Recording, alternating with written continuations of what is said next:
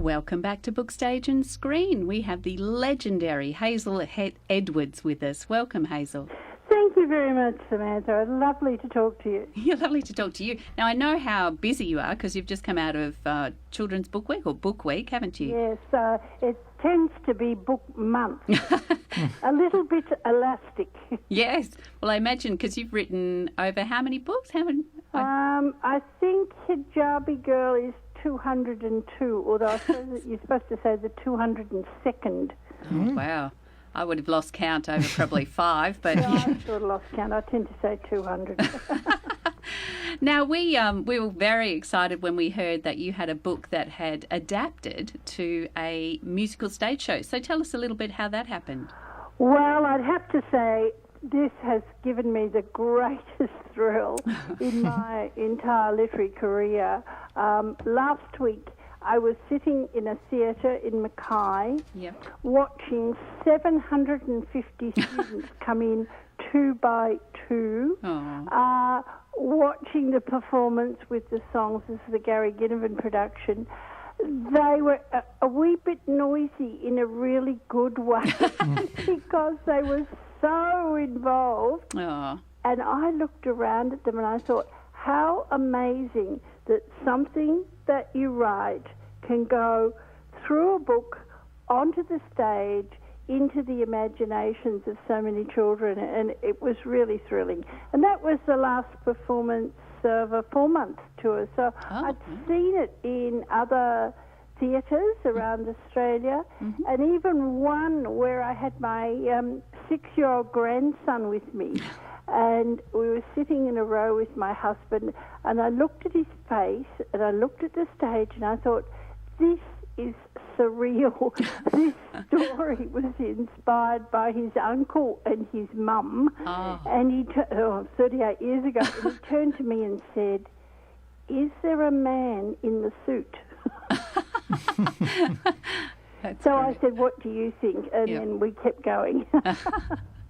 Well, that's amazing, isn't it? That's the reality of today, that people are adapting. We talked to a teacher just before and a screenwriter who is teaching an adaptation class. So we're Michael Brindley, maybe even you're familiar with Michael. But, you've got a children's book, and that I would suspect would be one of the harder ones to adapt. But there it is up on stage. I have to say here that I didn't actually write the script adaptation. That was done by Gary Ginnivan. And although I've written quite a lot of classroom productions of some of my picture books and other books, as I sat in the audience, I realised how skilled this one was, because it was beautifully paced for the attention span of the audience, and involved them, because 55 minutes is a bit longer than you would do in a classroom performance. And I was just absolutely thrilled with it. So what I like to do is to work with someone else in a new medium where they really know what they're doing. And I've perhaps provided the original imaginative story, but they adapt it skillfully into their own formats. And that's why I think the musical works so well, because the music and the songs. Now, I'm just not skilled in that area at all, and that gave me a particular thrill to hear it. Well, there is an area that you're obviously extremely skilled at, given you've written over 200 books. One of those books, Authorpreneurship, the Business of Creativity. Right. I invented that word. Well done. Congratulations. It's quite a good word. Of author and entrepreneur. And these days, a creative or a creator, whether it be in film or book or stage, whatever it is, they also need to be a small business. And often they're a very small business of one. And they have to be skilled at whatever their art is, but they also need some business skills. And that's the area that many writers find difficult, and I'm sure many of the interviewees on your program would find that a challenge at times too. Yes, well, for sure. I mean, it because when you're a writer, you basically you've got your face in a screen more often than not. So you're not really aware of things like what the market is particularly after at that moment in time, and what other writers have done separate to you, which are going to affect your your salability in the marketplace.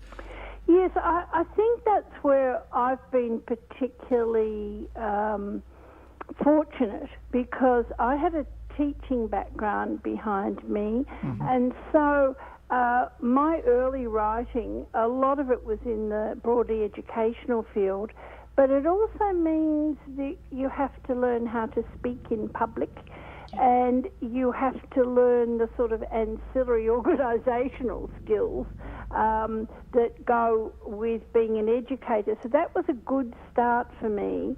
But then also I've collaborated with quite a lot of experts in different fields. I've co-written things like with psychologist Helen McGrath and various others on entirely different fields of writing, and so I've managed to learn from all of them as well, and I'm married to my accountant.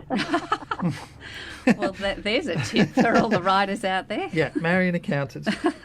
So there you go. But you have mentioned that you have had a past in teaching. Now, we've also interviewed a number of authors who are teachers or have Children's been teachers. authors. Yeah.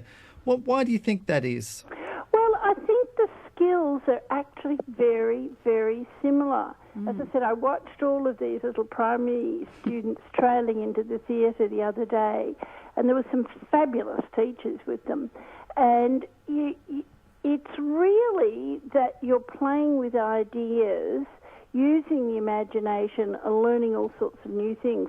As a writer, what you're doing is you're crafting those ideas in words or in illustrations. I don't do the illustrations, but others do. As a teacher, what you're doing is asking the pertinent questions to get the students to try and find out those things too. So there's a really good crossover, and that's why I think you get a lot of educators who are really probably the very best of people to be writing for youth theatre, and then they extend that skill into other areas. I think you find that the few writers who are full-time, and I'm saying this with my hat on as a board member of the Australian Society of Authors, the few that are full-time often write for children, which they regard as the most skilled area and the most demanding, because that audience is very honest with you, very candid. Sure. They tell you they don't like something, but they often link that with writing in other fields such as adult non-fiction, or increasingly I'm finding that some of the most creative people are moving into the graphics area, and even the writing for games and writing for film. Well, My that's personal love is theatre. Well, one of Australia's most successful authors in the last couple of years has been Graham Simpson, who was a screenwriter. So that's a good case in point there. Yes, I've read his book, and I knew within 2 or 3 pages that he was an exceptional writer. And one of the things that I think he's done, and that's what marks out a really good writer, is to write something completely different, but to write it candidly. And that's why I think his character in there, with the unusual viewpoint, is so well drawn. Yeah, it is, and the humour in it and the heart of it, it's just a fantastic... Well, it's got a lot of subtext things going on underneath.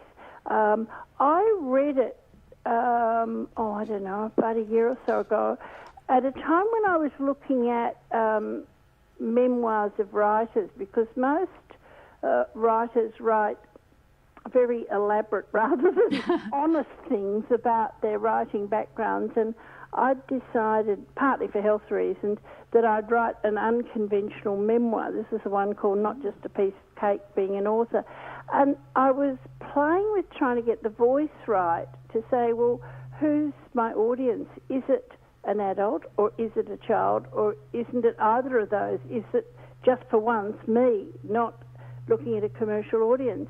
And I thought he had written that book for a reader who thought like he did, and that's what worked beautifully. Yeah. It had the candid exploration, revealing the humour in things that went wrong, and I think that's a sign of a really good writer. Definitely, and for nowadays when lots of films are being adapted for screen, it's encouraging for him that he gets to write his own screenplay. So it started as a screenplay, went to a book, and now it's becoming a screenplay again. So that's sort of blurring the lines between writing, I think, which is good.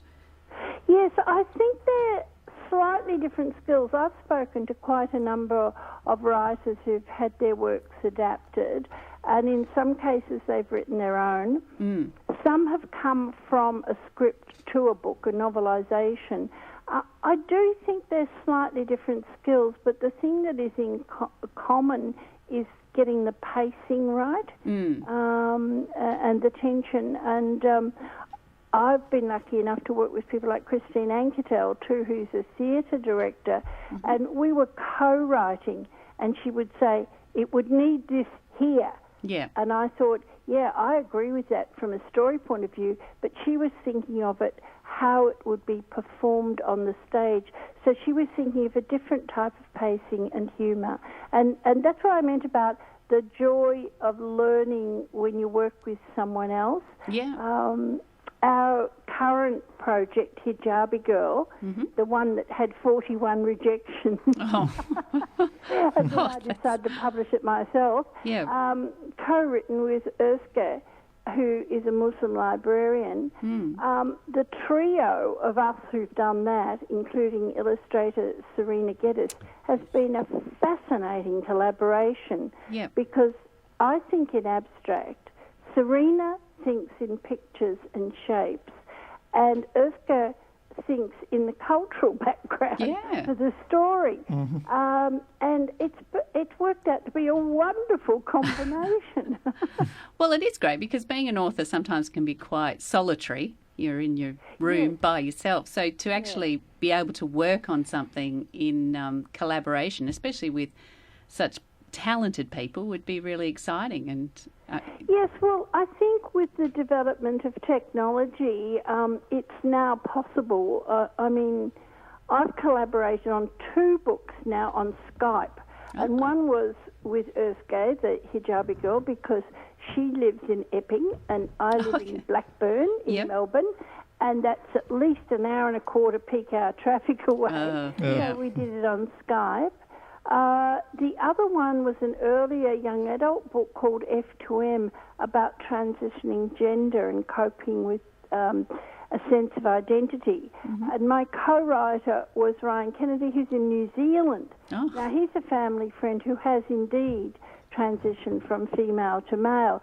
And so we would Skype on Sunday nights and send the chapters across, and they went through lots and lots of drafts and so on. But he was pretty high-tech, and I was format challenged, so I was on a bit of a rapid learning curve on that one. Well, Hijabi Girl, is that going to go through the same process and become a stage play as well? What are your thoughts? What are you doing there? Oh, I would love it to do that. I just got so upset that it had 41 rejections from traditional publishers, partly because of the subject matter, but they misinterpreted it. We've got a feisty young 8-year-old who wants to start a girls' footy team, who can do all sorts of things. He's been used to being the new kid, and nobody can pronounce her name, but she just happens to wear a hijab. And we've got a group of 4 kids in a quite enterprising mainstream school. So I thought, this is a really good story.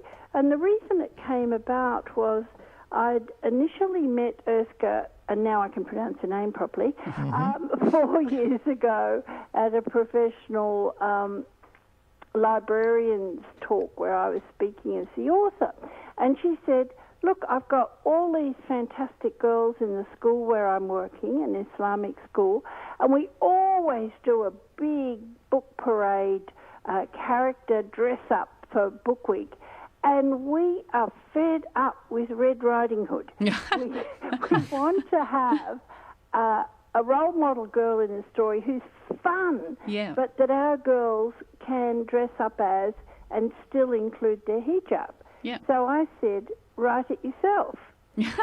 And she said, I don't know whether I can. So we went backwards and forwards for quite some time, and then we decided we would write it together. And there's no way I could have written it without Erska's input. And I think actually getting it finished was a real challenge too. And the cultural input into the illustrations has been important. We had to lengthen the girl's skirt and certain things that she would and wouldn't do, that Serena, the illustrator, paid great attention to. And as a result, we're really, really happy. But we just wanted to get it out there. And what we found is in the last week or so, it's just suddenly taken off everywhere. And we visited the Islamic school last week for Book Week, and a number of the students were dressed up as Melek. And there's a boy character too with a soccer ball, and that's going great guns. But we're looking for a school who might like to produce it as a classroom play, and I've put a classroom play, free one they can download, on my website, but I haven't had a school take it up yet. And what we'd like is a slightly older class who would put it on for a slightly younger group. And it's got an elastic length cast so that you can add as many characters as you like from your favourite books to be part of the book parade. It actually revolves around a book parade.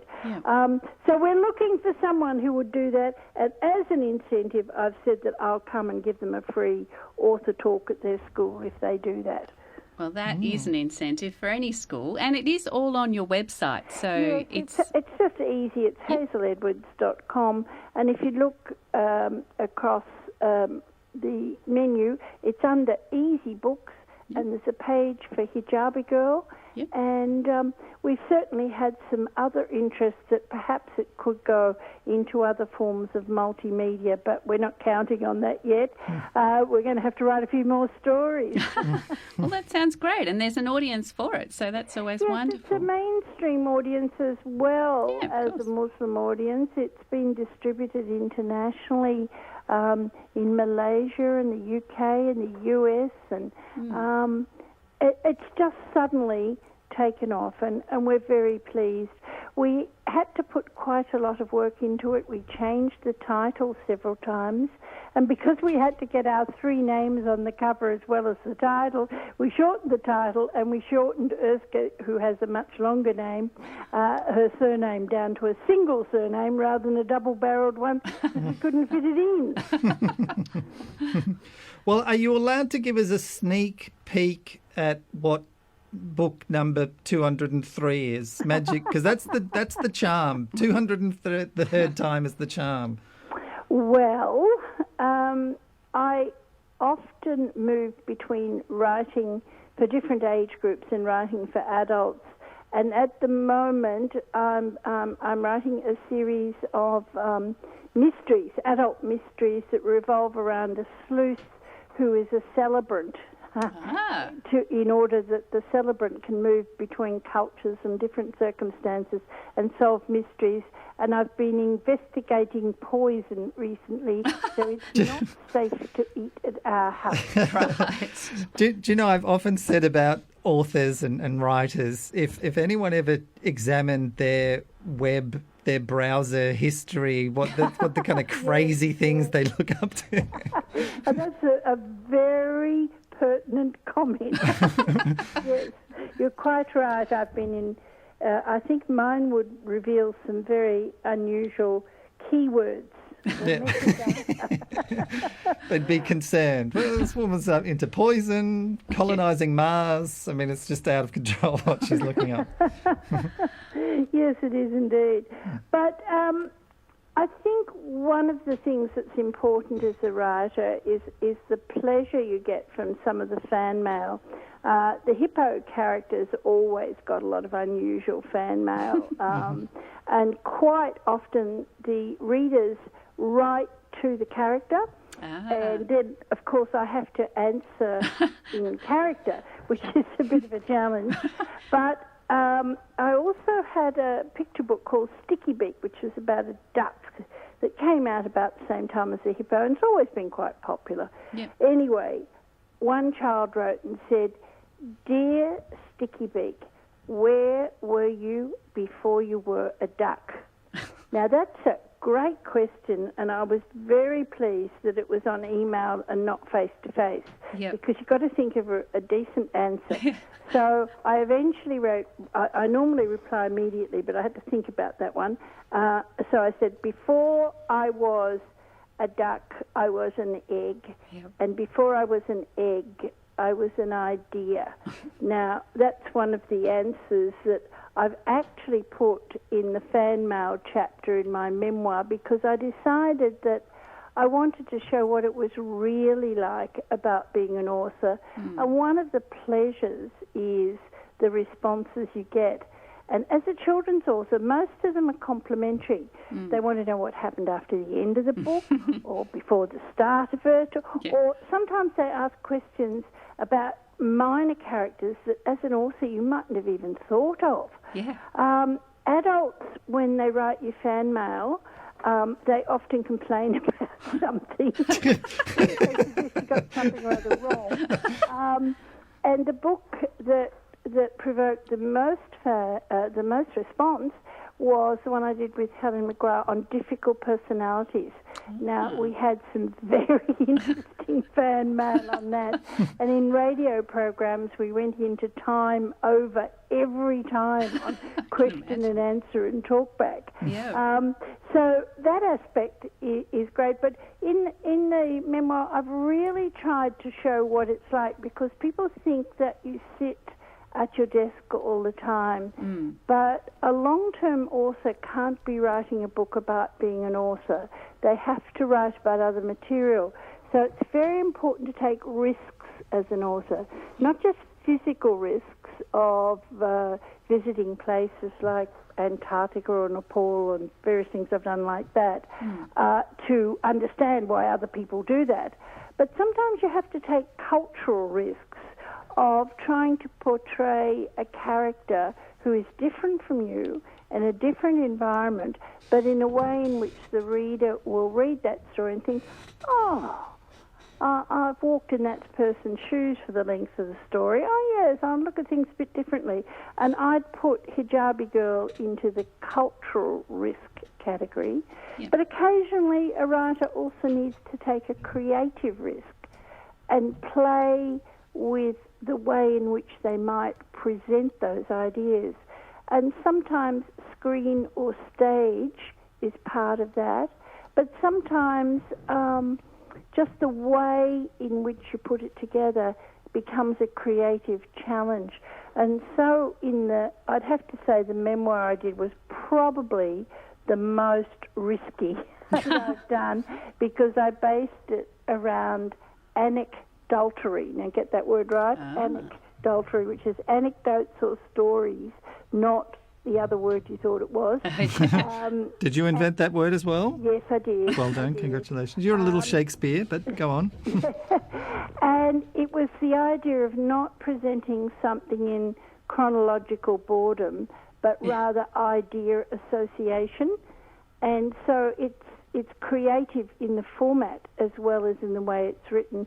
So it covers things like where you get your ideas from, which is the most common question authors get asked, but also things like, do you put your family in stories, and where do you get your titles from, and how do you research, and how, the million-dollar question, how do you manage time and energy in a household where you have a family and you are trying to write books? It is the question to ask, and all these questions and more on your website. Yes, that's The answers, right. they are. Well, thanks so much for joining us. You've given us lots to think about. I'm sure you would love to speak to Erska. Yes. Because she's an extremely well-read librarian, but our experience of putting this together has been really most enjoyable, and our families have become friends now, which is a great blessing. Oh, wonderful. Well, we'll certainly follow her up, and as I do, stalk people on social media and track them down to get them on our show. So we look forward to talking to her. I've got you on the Facebook connection. So I use Facebook for the photos, and I'm also on Twitter and LinkedIn. I'm learning all of those. I try to learn one digital skill per day, but generally I put things up on my website because then it's only one entry. Wonderful. Well, Time you can find energy management. You can find everything about Hazel Edwards at hazeledwards.com, and we'll put that link up on our Facebook page. Thanks so much for joining us today, Hazel. It's amazing It's been talking a pleasure. to you. Thank you, Samantha and Gordon. Thank you. Bye.